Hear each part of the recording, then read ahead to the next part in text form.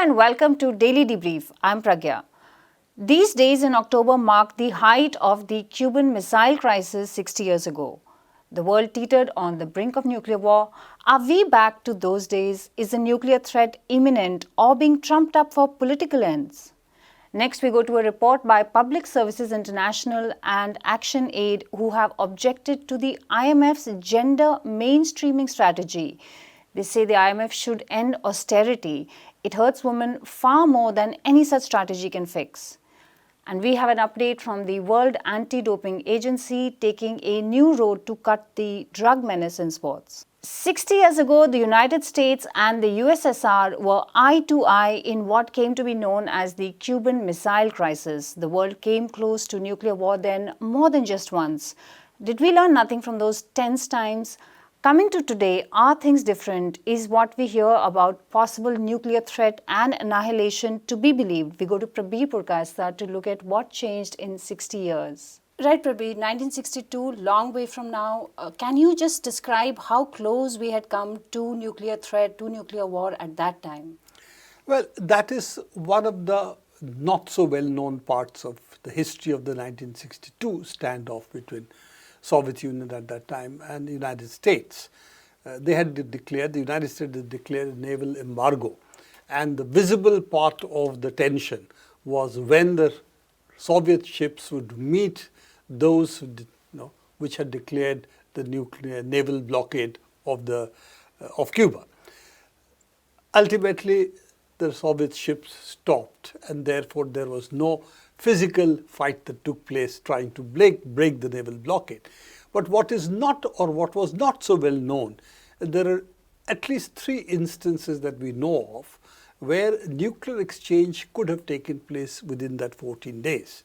The much more well-known one is the Soviet submarine, in which the commander of the flotilla, he was on board of the submarine, in which the commanding officer and the first officer both had agreed that the conditions for a nuclear launch was reached. But the flotilla commander was in that particular submarine, and he said, no, I will not let you do that. And that's the only reason a nuclear missile wasn't launched. The nuclear torpedo wasn't, or a nuclear missile wasn't launched. The second was the 2 other instances, both on the United States side, also within that 14 days. One is a very well-known incident, which is farcical in retrospect. A black bear tried to enter the compound of one of the air bases of the United States, Duluth Air Base, and it triggered what is called an intruder alert. Oh, really? So, of course, that didn't really cause too much problem, because an intruder alert, they realized it was a black bear, and it didn't go further. But it was wired to another base, which was 200 miles away, and there the wiring had been done wrong. So instead of an intruder alert, which would have much lower significance, it actually said you have to be airborne and prepare to engage the enemy. So prepare for combat. So the aircraft were taking off for combat, armed with nuclear weapons, etc., etc. And if they had actually taken off, then the Soviets would have read that flight as an attack, preemptive attack on Soviet Union, right. And they would have released their missiles, and they would have also gone into a nuclear exchange. At that point, the commanding officer over there, who realized it was wrong, called up the Duluth Air Base, found that it was wrong, just messed up wiring, that probably was the reason. He took, because they didn't really have any way to recall those aircraft which are almost taxiing on the runway, he took a jeep and stopped it on the runway, and therefore stopped the aircraft. So that's the second one. And the third, it's a bit controversial because some people have said that's not true, was again a wrong command was given.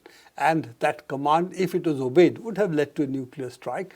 But the commanding officer physically checked up again, and ultimately that was realized was to be a wrong message which had been sent, and therefore nuclear exchange didn't take place. So this is the physical side of it, that how close we were to war. Well, unfortunately, the world seems to have come to a conclusion. Now we have many more of these nuclear possible pairs in which tension is there. You have the United States, Russia, of course, United States and China. You have United States and North Korea. you also have India and Pakistan, let's not forget, Of course. and India and China. So you have lots more of these possibilities, and of course you now have a Ukraine war going on, which, as we have discussed, is really between NATO and the Soviet Union. It's between the NATO and Russia. So all of this means that we have many more permutation combinations in which, by mistake, a nuclear exchange can take place, and if it does, then we are probably going to see what is called Armageddon. That is unfortunately what would happen. But the perception of the people is, after all, nuclear weapons have been there now for so long. It's okay. Nothing is going to happen. That is a mistake, because it doesn't have to happen by intent. It can happen due to accident. As you've just described. Now, Prabir, what are the lessons that we could actually draw from 1962 today? Have you drawn those lessons? Well, apart from the lessons of actually nuclear disarmament steps, some steps were taken at that point of time, the anti-ballistic missile treaty, so that you don't really ratchet up offense, defense continuously. What is, trying to one-up the other side, that more defense, then I can launch a first strike, Right. take out the return. So that was the reason anti-ballistic missile treaty was launched, that we should not have anti-ballistic missiles, because that will actually trigger the nuclear arms race even further. Then we had the intermediate range ballistic missile treaty. All these have been abandoned, first by George Bush, the second one by Mr. Trump. And the third now, the only one that exists, is what is called the SALT Treaty, that there should be limits of nuclear weapons, but even those limits are very, very high, and further steps are not being taken. We already have about 12,000, 13,000 nuclear weapons on both, if we take Russia and United States. It's certainly less than what was there at the peak of 90s, okay? Right. That is true, but still a very large number. So this is one side of it. The second other really important message, which we don't seem to be bothering about today, is during the 14 days of the nuclear standoff between Soviet Union and the United States, the lines of communication were always kept open. There was continuous discussion. There was attempt to mediate by others, and there were also talks between the Russian, the Soviet side and the American side. That communication we don't see today. There is no attempt by the NATO, and the Ukraine war is really, as we've discussed, a war between NATO and Russia. We don't find that kind of communication, trying to talk, trying to understand what each one's concern should be. Can we reach a peaceful solution to what is the crisis? That we don't seem to see in Ukraine. So what we are seeing is continuously ratcheting up the Ukraine war. And that could have extremely serious consequences, because as we saw in the Cuban Missile Crisis, that one or two mistakes is all it takes for something to happen by accident. And then the consequences for the world will be not only disastrous, but possibly the end of civilization as we know it. So I think that is why the fact that you and I, as well as the world, has become very blasé about what is happening, about nuclear arms and so on, thinking if it hasn't happened in 50, 60, 70 years, it's never going to happen. I think that's a threat. That is a danger. And why is that? Why is there no effort to actually forge a kind of peace in the ongoing conflicts? So interesting is that the peace movement in the world seems to have weakened significantly. We don't have the kind of peace movements we saw 70s, 80s in the world today. And I think that is one of the issues that possibly, because we've lived with nuclear weapons, the threat doesn't seem to be so big. Your generation, born with nuclear weapons. Okay, Right. We were born at the time nuclear weapons had just been used. So therefore, the world was much more aware of it. But because it has become so far back in history, according to people who are the ones who are alive, active today, that I think the threat of nuclear war has receded in people's minds, and the peace movement, therefore, the anti-nuclear movement, the peace movement has weakened. And ultimately, peace depends on the peace movement. People have to demand peace in order to get it. That's what seems to be missing today. Thanks a lot for joining us, Prabir. Public Services International and ActionAid have released a report that highlights how women lose out due to IMF's policies. It says women face a triple disadvantage. They lose access to services, lose decent work opportunities, and their burden of unpaid care work escalates each time the IMF imposes austerity. What else does the report find? What does it find about IMF policies? Let's talk to Anna from People's Health Movement. Hi, Anna. Thanks for joining us. Anna, what does this report say about the effect IMF policies have on women around the world? Well, essentially, it reaffirms something that we have all known, or even at least doubted that it was happening, and that's that the effects of the IMF programs that it's signing with countries, especially in the global south, are having a very adverse impact on women, and that women are actually acting like shock absorbers for both crises that are arising due to health or climate or anything else, but also as shock absorbers for the austerity measures that are being implemented because of the pressures of the IMF and other financial institutions. So the report was published also because the IMF recently launched a new gender mainstreaming strategy. Right, yes. So it's something that they're trying to paint as being very pro-women and very proactive in this field. But actually, the report shows that while they have this strategy, they're also continuing to push for budget cuts that are undermining women's lives. So essentially what the two organizations who authored the report, so ActionAid and Public Services International, did was write to the IMF managing director and ask and they asked basically the IMF to reject this strategy because they say it's not fair to pinkwash the topic this way, and that essentially the IMF is not doing anything to promote women's rights. What about the effect specifically on the healthcare sector and health as regards women? Well, again, it's something that reflects in many ways on women. So, for one thing, if public budgets are cut, then women again are less likely to be able to access healthcare.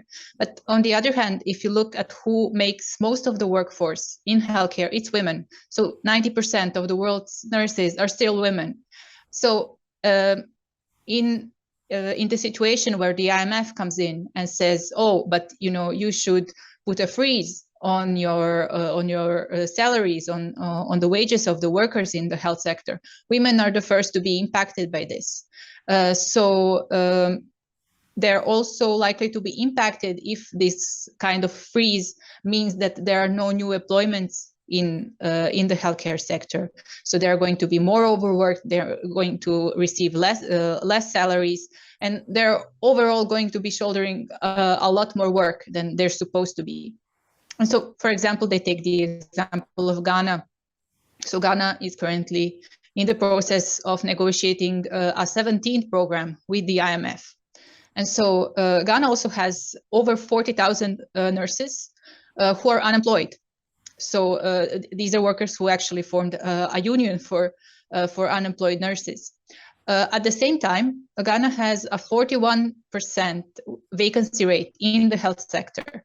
So that means there's again close to 50,000 vacancies in the health sector that would need it to be filled if you want to have a stable and strong health system. So, but so you have unemployed nurses on the one hand, then you have the vacancies on the other, but you're not able to bring those two together because the IMF is saying no new employment. Another thing that the IMF program did for health in Ghana was causing a sharp decline in the health budget. So only 6 years ago, in 2016, the health budget was about 9.6% of the national budget. In 2020, the year of the pandemic, it was 5%. So, of course, we do know that the amount of money that the public health system receives, it directly reflects on how able it is to cope with crises such as the pandemic. Similar things have gone through in Sierra Leone, in Nigeria. So in Nigeria, particularly, midwives are warning that not only are there too few of them in the health system, but their salaries are so low that they're not able to afford education for their children. So many of them are forced to withdraw children from school because they're not making enough money working in the health sector. Right, Anna. Thanks a lot for joining us with that information. The World Anti-Doping Agency has approved 12 social science research projects. These projects are part of WADA's Social Research Grant Program and will research human behavior. The aim is to find ways to develop and reinforce clean sporting behaviors, in a sense, how to stop athletes from doping. The projects are from the United Kingdom, Luxembourg, Kenya, Italy, Chile, the United States, Rwanda, Mexico, and Portugal. We spoke to Siddhant Ane from NewsClick about WADA's plans. Siddhant, what has the World Anti-Doping Agency done? What is the new program that they're thinking of? So, Pragya, it's not a program as such. I think as part of their wider operations, one of the things they look at, and what the WADA Director General has said, is that investing in this kind of research is an important part of their strategic plan, because they look at basically human behavior as the key element behind why people use performance-enhancing drugs in the sporting arena in order to achieve various kinds of objectives, depending on what sport they are in, what part of the world they belong to, what sort of social and economic environment they come from, and of course, and then what kind of pressures they face also within that environment. So they set aside some amount of money every year. This year, the amount is around $475,000, which is, I suppose, a decent amount of money. There were about 65 proposals that were, presented by various researchers from around the world to look at different kinds of these social research projects, essentially. So looking at various aspects of human behavior and how they impact, or they end up impacting in some way or the other, doping, and how people get involved in it. So it ranges from, let's say, the impact of educational programs run with athletes, and whether the standards that are set by the World Anti-Doping Agency, how effectively they are implemented around the world by various sort of national anti-doping organizations and other bodies that are involved in it, because obviously apex organizations, let's say in a country as big as India, can't really manage those kind of massive, large-scale education programs just from one central office. So it needs to be a decentralized program that operates in maybe every state, or even in some cases at every district level. It also involves various different disciplines and various different kinds of athletes. This time also including Paralympic athletes, athletes with intellectual disabilities or intellectual impairments. So a wide range of people are covered in the sort of subject matter of this research, and also need to be targeted with education and advocacy programs. And also policy needs to be tailored according to the specific needs of specific, whether it's athletes or specific sections of society, actually, we should say. Because not all of these pertain to professional athletes or only those who are competing at some kind of global level. They also, as we know now, doping is also prevalent in recreational athletes, even including those who are in it for, let's say, just vanity sort of purposes. So in fact, one of the interesting projects is a research project that looks at the role of narcissism and self-compassion, and how people who have tendencies to that, in that regard, how they might be sort of brought into or tempted to explore various doping mechanisms. Right, Siddhant. Thanks a lot for joining us. And that is all we have for you today. Thank you for watching Daily Debrief. We look forward to seeing you again on Monday. You'll find our regular updates on Facebook, Instagram, and Twitter, and more discussions like these on our YouTube channel. You can read our detailed coverage of international events at peoplesdispatch.org.